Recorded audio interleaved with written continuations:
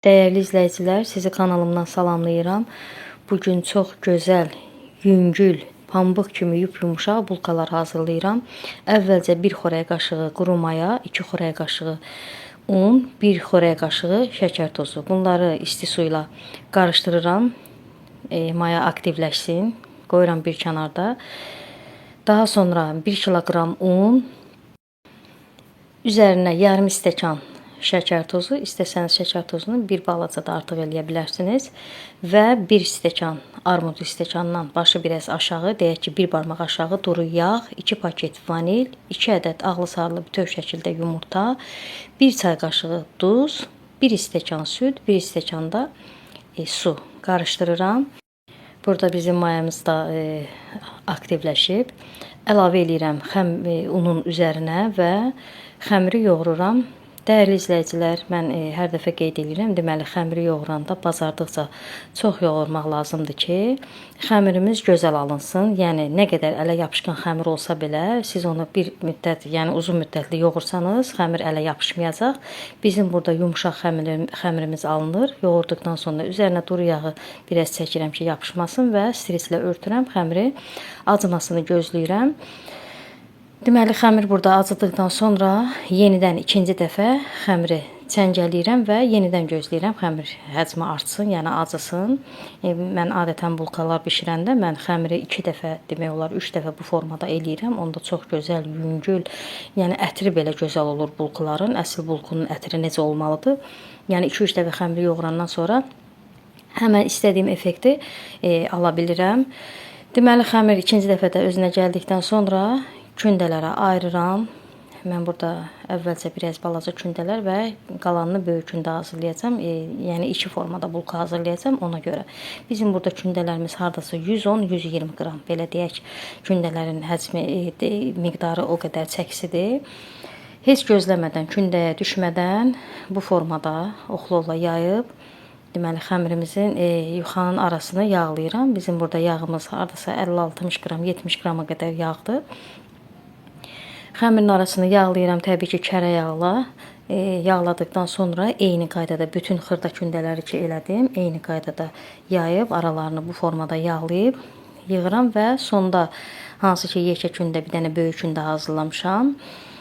Həmən kündəni də yaydıqdan sonra hardasa 1 stəkan mən burada kişmiş götürmüşəm, fərqi yoxdur. Sarılı, qaralı ya tək sarı kişmiş, o istəyə bağlıdır. Necə istəyirsiniz? Yəni əlinizdə hansı kişmişdən varsa, həmən kişmişləri, deməli mən burada kişmişləri yumuşam.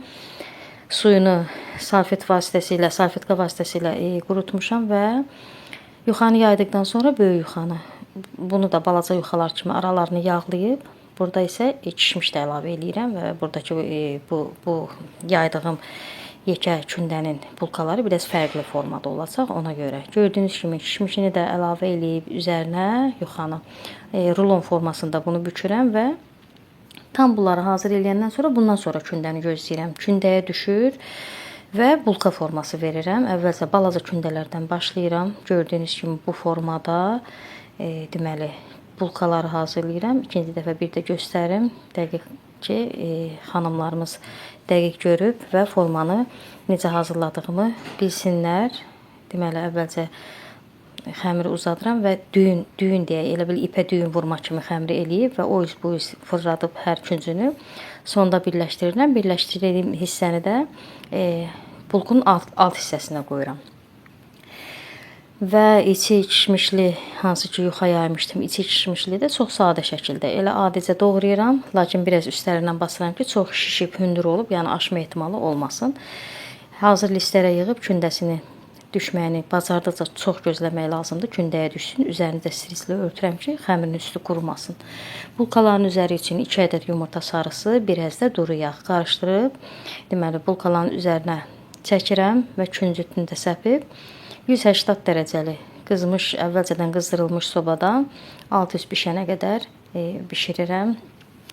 Dəyərli xanımlar, burada sizə bir sirri mən açım ki, deməli bulkunu hazırladıqdan sonra süfrə üstündə, stol üstündə hər hansı bir, nə bilim, taxta üstə saxlayır ki, adam kündəyə düşsün, sonra bir-bir qoysun. Necə qoğalları həmişə hazırlayırıq, kündəyə düşür, sonra qoyuruq bişməyə.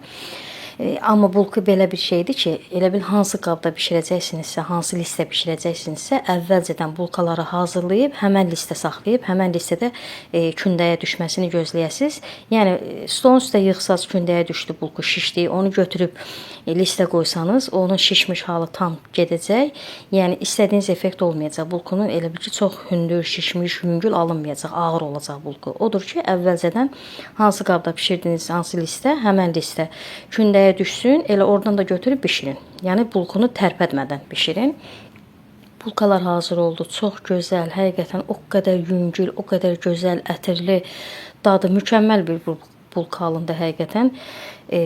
İnşallah siz də bu qaydada hazırlayarsınız. Mən əminəm ki, siz bu formada hazırlasanız heç bir şikayətiniz qalmaz. Yəni ki, burada heç bir qaranlıq bir şey də qalmadı.